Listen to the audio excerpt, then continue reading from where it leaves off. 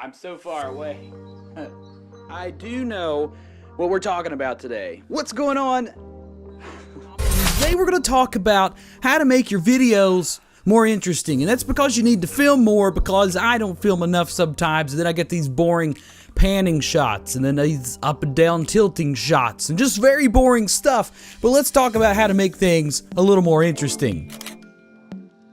So what's going on, everyday people? I'm Chad Thompson, and today we are talking about how to make your videos more interesting by getting enough footage. That's one thing I learned over the course of the past 3 weeks or so, is I wasn't really getting enough footage to make interestingness in my videos. And what I mean by that is I wasn't getting enough shots to really sell the atmosphere, the setting, and the environment. I was getting these really cool shots of a distance, but I wasn't getting enough close-ups and real intricate settings. Think about it this way: when you're trying to meet someone and you're going out on some dates and stuff, you see them from a distance and you get to know the person, but you really get intimate with the person. You start asking them questions about their life, their personality, their hobbies, their interests. You learn about the person. But when you go and film a scene and you're only getting these wide shots or shots that aren't really close and intricate, so you can touch it and you can hold it and you can love it, how do you expect other people to be able to do that as well? Now, I'm not just speaking to you right now, I'm also speaking to myself, because this is something that I fail to overlook a lot of times. The thing to remember is always to establish a shot. You can do that with a wider shot, kind of showcasing the entirety of the scene, and then work your way in to getting closer and closer and closer. Again, think about it as like going on a date with someone new.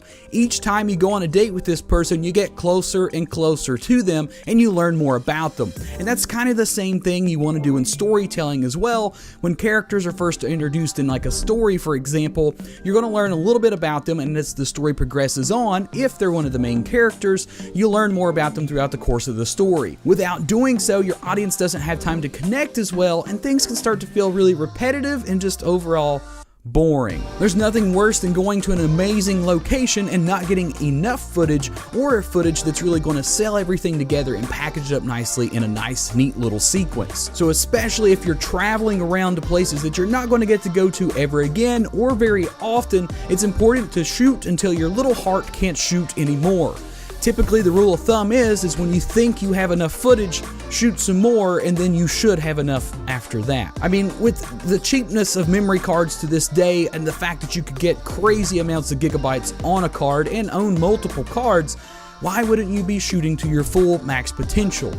Some days when I'll go out and shoot, there might be 2 to 4 gigs that I'm actually bringing back home, when in reality, my memory card can hold 32 gigabytes. There's no reason whatsoever, if I'm going to a shoot, to go ahead and exceed those limits of 2 to 4 gigs and get as much footage as earthly possible. It's 10 times easier to have excess footage and edit that down to what you need than to take what little bit of footage you have that isn't quite enough and make that work for a particular project. Another little rule of thumb to look out for is just because something looks good in your camera doesn't mean it's actually going to look good in the in-game video. That's one thing that I have to look out for, especially considering that I don't have an external monitor and I'm just using the LCD screen on the back of my Canon 70D.